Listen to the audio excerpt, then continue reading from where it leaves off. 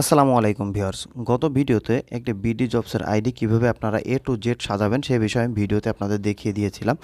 কিভাবে আপনারা CV upload করবেন, অর্থাৎ কাস্টমাইজ সিভিটা আপনারা কিভাবে আপলোড করবেন সে বিষয়ে আপনাদের দেখিয়ে দিয়েছিলাম।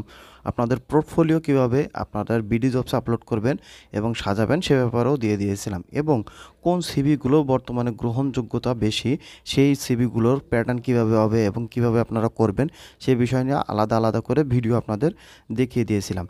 কিন্তু অনেকে আমার কাছে প্রশ্ন করেছেন, ভাইয়া বিডি জবসের কোন কোন সাইটগুলো বেশি গুরুত্বপূর্ণ যেগুলো না দিলেই উল্লেখ না করলেই নয়।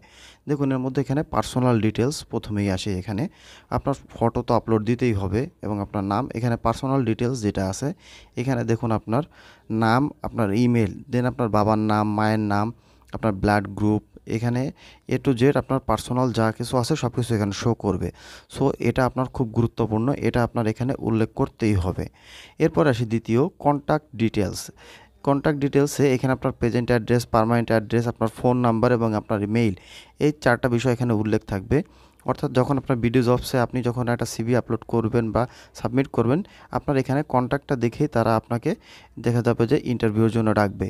এরপর ক্যারিয়ার অ্যান্ড অ্যাপ্লিকেশন, এখানে যদি আপনি অবজেক্টিভটা উল্লেখ করতে না পারেন তবে অবশ্যই এখানে প্রেজেন্ট স্যালারি এবং আপনার অ্যাকসেপ্টেড যে স্যালারিটা আছে সেটা এখানে উল্লেখ করবেন, এবং আপনি কোন ধরনের জব খুঁজতেছেন, টপ লেভেল জব সেটা এখানে ফুল টাইম এটা উল্লেখ করে দিবেন এখানে।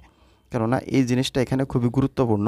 অনেকে আছে দেখা যাচ্ছে যে আপনার প্রেজেন্ট স্যালারি বা অ্যাকসেপ্টেড স্যালারি এটা দেয় না, আর কিন্তু যদি আপনি ফ্রেশার হন সেক্ষেত্রে আলাদা। আর এখানে তাহলে আপনি এখানে ফ্রেশার হলে টপ লেভেল জবটা কখনোই দিবেন না। এখানে আপনার বেসিক অনুসারে আপনি এখানে দিবেন এবং আপনি ফুল টাইম এটা সবসময় দিয়ে রাখবেন। উল্লেখিত এই বিষয়গুলো আপনাকে অত্যন্ত সচেতনতার সাথে কাজ করতে হবে। এরপরে আসুন প্রিফারেড এরিয়া, এটা না দিলেও নয়, এটা কোনো ব্যাপার না, এটা না দিলে কোনো সমস্যা নাই।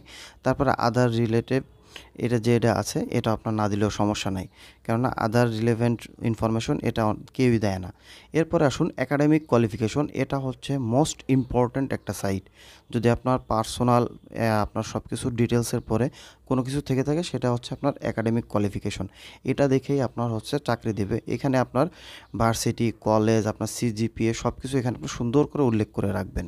কেননা যদি আপনি এখানে সব কিছু সুন্দর করে উল্লেখ করে না রাখেন, কোন সাবজেক্টে আপনি পড়াশোনা করেছেন, কোন ভার্সিটিতে করেছেন, আপনার সিজিপিএ কত, এগুলো যদি এখানে না থাকে তাহলে কিন্তু সমস্যায় পড়বেন। এজন্য এটা খুবই গুরুত্বপূর্ণ। এরপরে আসুন এখানে আরেকটা বিষয় আছে, ট্রেনিং সামারি যে বিষয়টা, এটা দেখা যাচ্ছে যদি আপনি কোনো ট্রেনিং করে থাকেন সেক্ষেত্রে দিলেও হয়, না দিলেও হয়, কোনো সমস্যা না। কিন্তু এমপ্লয়মেন্ট হিস্ট্রি এটা আপনার অবশ্যই দিতে হবে যদি আপনি জব আগে করে থাকেন, অথবা আপনি যদি রানিং কোনো জব করছেন সেই অবস্থায় যে জব যেখানে আপনি জব করবেন সেটা এখানে আপনি অবশ্যই উল্লেখ করবেন। আপনার র্যাঙ্ক, কোন কোম্পানি বা কোন গ্রুপে আছেন, আপনার এখানে কতদিন ধরে চাকরি করছেন সে বিষয়টা এখানে সুন্দর করে আপনি উল্লেখ করে রাখবেন। আর যদি আপনি ফ্রেশার হন সেক্ষেত্রে আপনার এখানে কিছুই উল্লেখ করা লাগবে না, সেক্ষেত্রে আপনার এখানে উল্লেখ করার প্রয়োজন নাই, কেননা আপনি একজন ফ্রেশার, সেক্ষেত্রে আপনার এখানে কোনো কিছুই উল্লেখ করা লাগবে না। কিন্তু যদি আপনি চাকরি করেও এগুলো উল্লেখ না করেন সেক্ষেত্রে আপনার পরবর্তী চাকরি শিফট করার সময় আপনার এটা সমস্যা হবে, সেক্ষেত্রে আপনার ইন্টারভিউ কল পাওয়ার সম্ভাবনা থাকবে না। এর পরবর্তী আসুন দেখুন এখানে স্কিল। এই স্কিল জিনিসটা এখানে খুবই গুরুত্বপূর্ণ এটাও, কেননা স্কিলটা অনেকেই আমরা এখানে দেখা যাচ্ছে যে স্কিলটা আমরা এখানে উল্লেখ করি না, আমাদের স্কিলটা কি আছে, আমরা কি কাজ পারি, আমরা কি যে কাজ করছেন। আপনি মনে করেন আমি এখানে ধরুন সেলস রিলেটেড কাজ করছি, মার্কেটিং রিলেটেড, দেখুন আমার sales and marketing, team leading, যেহেতু আমি এখানে টেরিটরি ম্যানেজার হিসেবে আছি। দেন আমি এখানে পাওয়ার পয়েন্টের যে কাজগুলো জানি, এমএস এক্সেলের কাজ জানি, সেগুলো আমি এখানে দিয়েছি, এবং এই স্কিলের একটা ডিসক্রিপশন আমি এখানে সুন্দর করে লিখে দিয়েছি, এবং এক্সট্রা কারিকুলাম হিসাবে এখানে স্পোর্টস, ট্রাভেলিং, আর্ট এগুলো আমি এখানে দিয়ে দিয়েছি। কেননা এই স্পোর্টস, ট্রাভেলিং এগুলো এনার্জেটিক যে জিনিসগুলো, এই জিনিসগুলো দিবেন সাধারণত আপনার, সেই ক্ষেত্রে আপনার এটা খুব গুরুত্বপূর্ণ হিসেবে ওরা বিবেচনা করবে। এরপর আপনার এখানে আছে ল্যাঙ্গুয়েজ, লিঙ্কড অ্যাকাউন্ট, যদি আপনার কোনো সোশ্যাল অ্যাকাউন্ট থাকে সেগুলো আপনি এখানে অ্যাড করে দিবেন। আর ল্যাঙ্গুয়েজ সাধারণত বাংলা, ইংলিশ আপনার দুটোই টপ লেভেল দিয়ে রাখবেন। এরপরে আসুন এখানে দেওয়া আছে, দেখুন এখানে রেফারেন্স যে অপশনটা দেওয়া আছে, এখানে অবশ্যই আপনি আপনার রেফারেন্স যদি থাকে আপনি আপনার রেফারেন্সটা দিয়ে দিবেন। অবশ্যই রেফারেন্সটা দেওয়ার চেষ্টা করবেন যদি আপনার আত্মীয়স্বজনের মধ্যে ভালো পজিশনে কেউ থাকে। এখন আসুন এখানে অ্যাকমপ্লিশমেন্টের ভিতরে যে পোর্টফোলিও, যখন এখানে অ্যাড পোর্টফোলিও, এখানে কীভাবে আপনারা পোর্টফোলিও অ্যাড করবেন আর কীভাবে আপনারা পোর্টফোলিও তৈরি করবেন সেই বিষয় নিয়ে আলাদা একটা ভিডিও দেওয়া আছে। অবশ্যই আপনারা ভিডিওটা দেখে নেবেন, তাহলে আপনাদের একেবারে ফ্রি পোর্টফোলিও করার সিস্টেমগুলো এবং পোর্টফোলিও আপনারা কীভাবে টাকা দিয়েও করবেন সেই বিষয়গুলো এখানে উল্লেখ করা আছে সম্পূর্ণ ভিডিওতে। অবশ্যই আপনারা ভিডিওটা দেখে নেবেন। এখন এই বিডি জবস আইডিতে কোন কোন জিনিসগুলো বেশি গুরুত্বপূর্ণ আবার বলে দিই আপনাদের। দেখুন এখানে পার্সোনাল ডিটেলস, কন্ট্যাক্ট ডিটেলস, দেন আপনার এখানে ক্যারিয়ার অ্যাপ্লিকেশন, এটা না দিলেও সমস্যা নাই, কেননা এটার উপরে তেমন একটা গুরুত্ব পড়ে না, কিন্তু এটা আপনার স্যালারি অন্তত এখানে উল্লেখ করা উচিত। দেন আপনার এখানে আছে একাডেমিক কোয়ালিফিকেশন, মাস্ট বি গুরুত্বপূর্ণ, এটা আমি আগেও বলেছি।